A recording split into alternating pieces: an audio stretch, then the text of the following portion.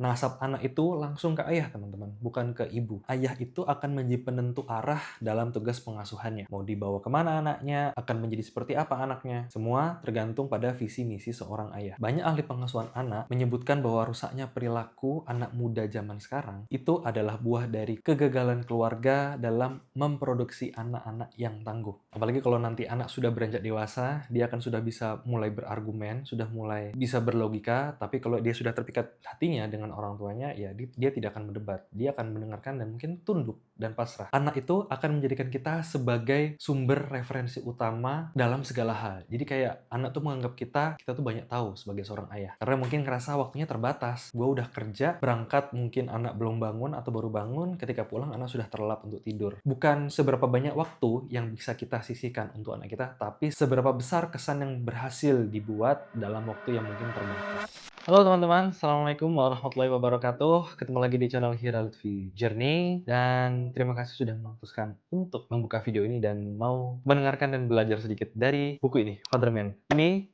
mungkin salah satu buku yang menurutku underrated. Judulnya Fatherman 1. Kenapa 1? Karena sudah ada yang kedua.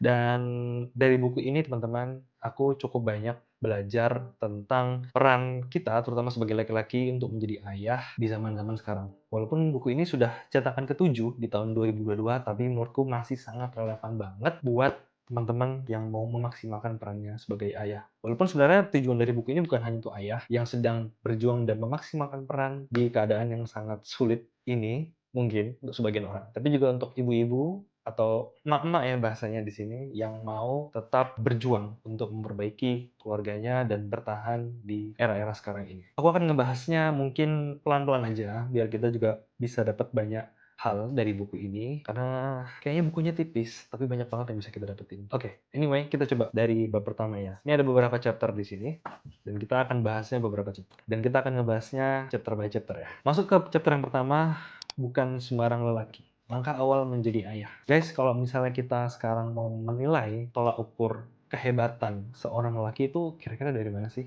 Apakah misalnya dari fisik harus six pack baru bisa lihat kelaki-lakiannya, atau gimana? Jadi kalau misalnya dari fisiknya kan, kayaknya ada juga ya yang six pack tapi belok. Tapi ada juga yang mungkin kayak tulang kawat, tapi yang nggak punya mental yang kuat. Intinya rasanya kelaki-lakian tidak bisa diukur dari hanya sekedar fisik. Walaupun bukan berarti six pack itu buruk ya, bagus lah. Aku juga pengen kali. Tapi sejatinya lelaki itu atau ayah, tolak ukur utamanya adalah gimana sikap kita menjalankan hidup. Dan para lelaki sejatinya memang betul setelah nikah kita bebas untuk bergaul dengan istri kita dengan cara seperti apa, kecuali dalam hal-hal yang dilarang. Tetapi sebagai laki, kita juga nggak bisa untuk ngambil enak-enaknya aja. Ketika kita memutuskan sesuatu, otomatis akan ada konsekuensi yang juga mengekor, atau ya semua keputusan ada konsekuensi yang harus kita emban. Jadi ya harus kita terima juga. Seperti apa contohnya? Ngurusin istri, ngembimbing istri. Kalau misalnya punya anak ya berarti mengurus anak.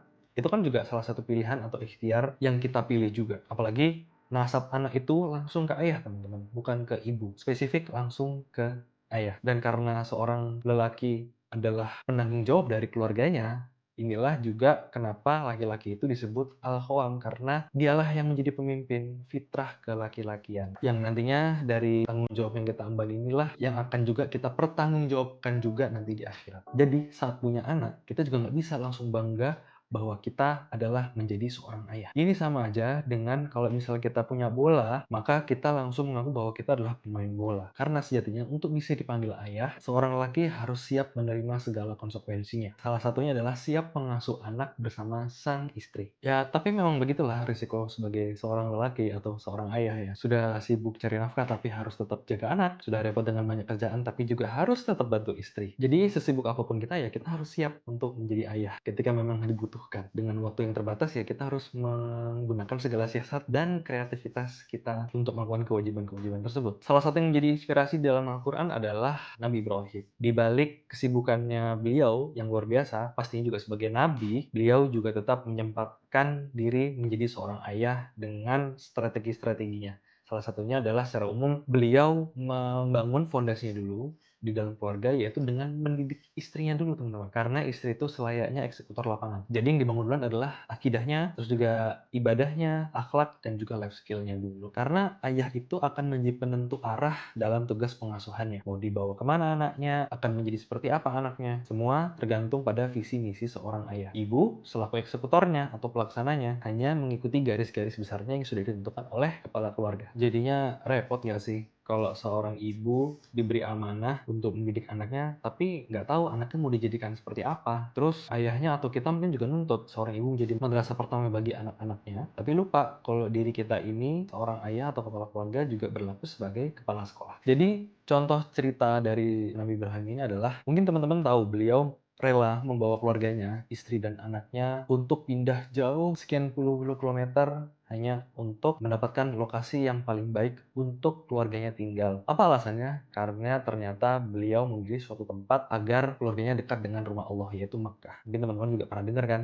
cerita ini. Jadi sederhana, ketika kita sudah punya visi atau tujuan keluarga kita untuk dekat sama Allah, bahkan pemilihan lingkungan tempat tinggal itu pun juga ada alasannya, dekat dengan rumah Allah. Jadi dari salah satu contoh visi ini juga akan nantinya menentukan berbagai macam hal terhadap keputusan yang berhubungan dengan keluarga kita. Jadi peran ayah ini memang tidak bisa dimandang sebelah mata, teman-teman, karena sangat penting sekali dalam tumbuh kembang anak. Ayah yang cuek dan hanya bisa ngasih uang kepada anaknya tanpa mau mengasuhnya, sejatinya dia sedang, dalam tanda kutip, beternak bencong di dalam rumahnya. Karena banyak anak laki-laki gagal untuk menjadi lelaki sejati karena mereka kehilangan role modelnya sendiri, yaitu ayahnya. Selamat datang, Fatherman. Negeri ini sebenarnya sedang sekarat dan butuh sekali banyak pertolongan. Walaupun bukan maksudnya adalah bencana alam ya, walaupun iya bencana alam juga dari berbagai daerah ya. Terus juga mungkin ekonomi, ya kita juga sekarang lagi melihatnya kayak kacau banget. Terus juga dari sisi politik, ya sepertinya juga jadi berbagai macam. Tapi ada satu hal yang mungkin jarang dibahas, yaitu sekarat dari sisi generasi atau anak mudanya. Karena sekaratnya negeri ini justru dilihat dari sisi sumber daya manusianya. Khususnya generasi muda, tanpa disadari, kita seakan-akan sedang merencanakan kehancuran bangsa di masa depan jika kita membiarkan generasi muda saat ini melemah dari berbagai sisi. Kita semua udah tahu lah, banyak sekali mungkin di TV atau berita-berita sekarang, berita yang nggak jelas, teman-teman. Banyaknya penyimpangan, banyak muda yang hidup tanpa arah, mungkin orientasi nggak jelas, jadi kayak ngekor sana-sini. Atau hidup cuma seakan-akan hanya ingin memuaskan syahwatnya aja, hingga perilaku merusak dan amoral lainnya yang mungkin itu salah satu hal yang kita kayaknya malas banget ya kalau ngeliat berita. Isinya gituan semua. Muncul berbagai macam tren yang mungkin kalau kita hanya berpikir jangka pendek, mungkin kayaknya seru banget ya, lucu banget ya. Tapi kalau kita berpikir jangka panjang, itu ternyata merusak generasi. Banyak ahli pengasuhan anak menyebutkan bahwa rusaknya perilaku anak muda zaman sekarang itu adalah buah dari kegagalan keluarga dalam memproduksi anak-anak yang tangguh. Hal ini sangat erat sekali loh kaitannya dengan pola asuh, dan lebih spesifik lagi adalah peran ayahnya. Banyak anak-anak yang ternyata mengalami gejala father hunger. Banyak anak-anak yang ternyata lapar akan sosok ayah. Ya, inilah Fatherman, superhero atau pahlawan yang benar-benar kita butuhkan saat ini. Fatherman yang juga memiliki topi peran yang siap berganti-ganti tergantung dengan situasinya. Maksudnya gimana? Seorang ayah itu harus bisa menjadi atau memiliki topi konselor, topi guru, topi pengasuh, topi motivator, topi entertainer, topi distributor atau promotor, topi donor, atau donatur. Iya, memang ayah itu harus bisa segala hal. Tapi maksudnya dari topi ini gimana? Nanti kan kita bahas juga. Tapi jangan lupa, yang namanya superhero kan pasti punya kelemahan ya. Nah, kalaupun Fatherman itu juga sama, punya kelemahan. Salah satunya adalah gadget yang kita miliki. Bukan berarti kita salah kalau punya gadget, tapi akan menjadi fatal kalau kita tidak bisa dengan bijak mengatur pemakaiannya. Jurus pengikat hati. Ini adalah misi pertama seorang Fatherman, yaitu mengikat hati anak. Ini adalah langkah awal untuk mengendalikan seorang anak agar tetap dalam kendalinya selagi tidak bersama dengan ayahnya. Jadi, ya akan tetap nurut kalaupun orang tuanya nggak ada. Kadang ada kan yang nurut ya kalau cuma pas ada orang tuanya aja. Sehingga anak tak mudah dibujuk dan dipengaruhi dari luar. Nasihat dan petuah ayahnya benar-benar sangat dijadikan rujukan yang sangat dituruti. Dan bisa dibilang hati itu adalah raja, teman-teman. Jadi kalau hati sudah terpikat, nantinya akan mudah mengajak akal yang mungkin liar itu tetap tunduk. Apalagi kalau nanti anak sudah beranjak dewasa, dia akan sudah bisa mulai berargumen, sudah mulai bisa berlogika. Tapi kalau dia sudah terpikat hatinya dengan orang tuanya, ya dia tidak akan berdebat. Dia akan mendengarkan dan mungkin tunduk dan pasrah. Karena tahu apa yang dibilang atau dikeluarkan dari lisan orang tuanya, dia tunduk. terutama itu adalah hal-hal kebaikan. Jadi kata kuncinya di sini adalah kata bapak gue atau kata bapakku. Jadi maksudnya adalah anak itu akan menjadikan kita sebagai sumber referensi utama dalam segala hal. Jadi kayak anak tuh menganggap kita tuh banyak tahu sebagai seorang ayah. Sehingga anak tidak mudah mencari yang di luar. Dia bangga dengan seorang ayahnya karena ayahnya banyak tahunya. Jadi ya jangan kesel kalau misalnya anak kita mungkin banyak bertanya, banyak rasa penasarannya, curiosity-nya tinggi. Ya itu adalah kesempatan kita untuk bisa anak kita tuh menjadi bangga dengan kita sebagai seorang ayah. Tapi bisa jadi ada satu kendala yang mungkin sering dialami seorang ayah untuk mencapai misi ini, yaitu waktu. Karena mungkin ngerasa waktunya terbatas. Gue udah kerja, berangkat mungkin anak belum bangun atau baru bangun, ketika pulang anak sudah terlelap untuk tidur. Gimana caranya? Atau mungkin malah anak ngerasa kayaknya ayah nggak eksis dalam hidupku, jarang ketemu dan segala macam. Tapi sebenarnya kalau kita mencoba belajar dari ceritanya Rasulullah, bisa jadi ini adalah salah satu reminder dan bukti bahwa tetap bisa kok. Jadi asal tahu caranya, kendala ini bisa kita siasati. Karena Rasulullah mampu menjadikan pertemuan singkat untuk menjadi kesan atau berefek dahsyat bagi seorang anak. Pada saat itu namanya adalah Usamah bin Zaid. Pada saat perang, Usamah itu waktu itu salah membunuh. Musuhnya udah mau syahadat, tapi malah tetap dibunuh oleh Usamah. Sehingga Rasulullah marah kepada Usamah karena sudah mau syahadat, jangan dibunuh gitu kan. Ini gitu. Tapi Usamah tertunduk walaupun sebenarnya Usamah punya argumen yang kuat